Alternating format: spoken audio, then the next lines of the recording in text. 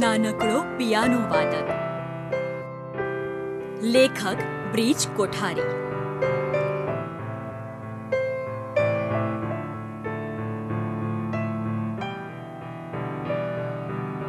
એક નાનો છોકરો હતો, નામ એનું અઝુલ.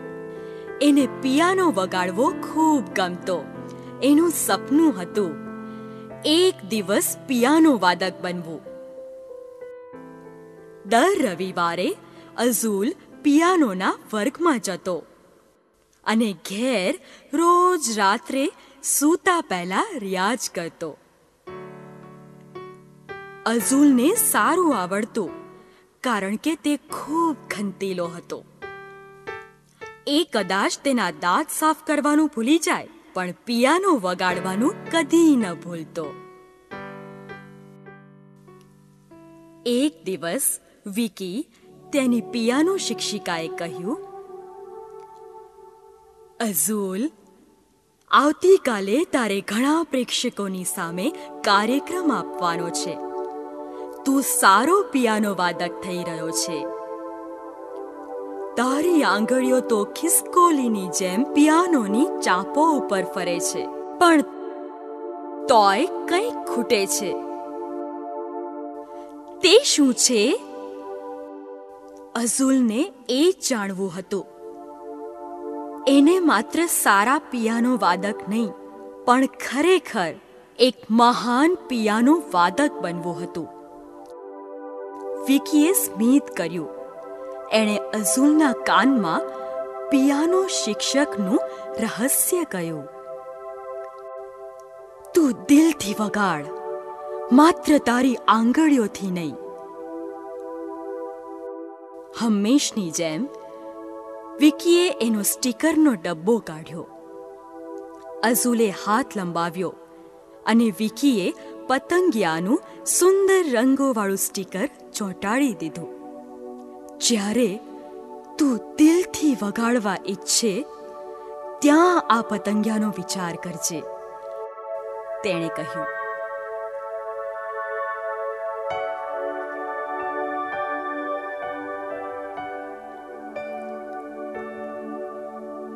તે દિવસે જ્યારે બીજા બાળકો તો બગીચામાં રમતા હતા, ત્યારે અઝુલ તો બસ તેના પતંગિયાને તાકી રહ્યો.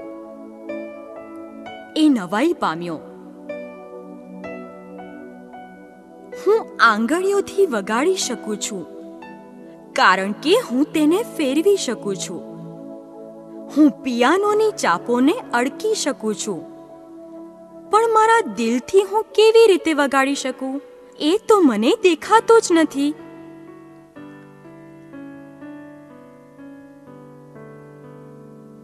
ઘણા સમય પછી પહેલીવાર અઝુલ પિયાનો વગાડ્યા વગર જ સૂઈ ગયો. કાર્યક્રમની આગલી રાત્રે તેણે રિયાઝ ન કર્યો, કારણ કે તેને ખબર જ નહોતી પડતી કે દિલથી તે વળી કઈ રીતે વગાડાય.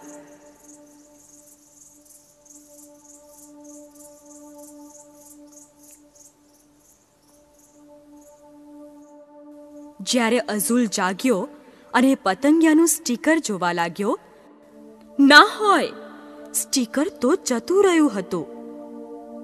હવે અઝુલ તો નિરાશ થઈ ગયો, ખરેખર નિરાશ થયો.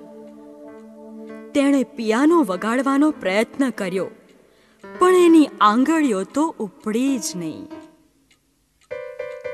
પણ તોય ઘડિયાળ કંઈ ચાલતી અટકે? જોતામાં તો કાર્યક્રમનો સમય થઈ ગયો. ગોળાકાર મંચની વચ્ચોવચ્ચ પિયાનો હતો. ફરતે લોકો હાર બંધ બેઠા હતા. અઝુલ મંચ પર ગયો અને પિયાનો વગાડવાની પાટલી પર બેઠો. એણે ક્ષણવાર માટે આંખો મીચી દીધી. વિકીના શબ્દો યાદ કરીને તેણે પતંગિયાનો વિચાર કર્યો. શાંત સભાગૃહમાં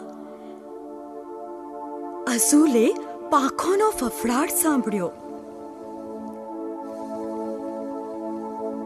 એક પતંગિયું એના ખભા પર બેસી ગયો અને એક ધૂન ગણગણવા માંડ્યું. અઝુલની આંગળીઓ આપોઆપ જ ફરવા માંડી. એના દિલે પતંગિયાનું ગીત વગાડવાનું શરૂ કર્યું.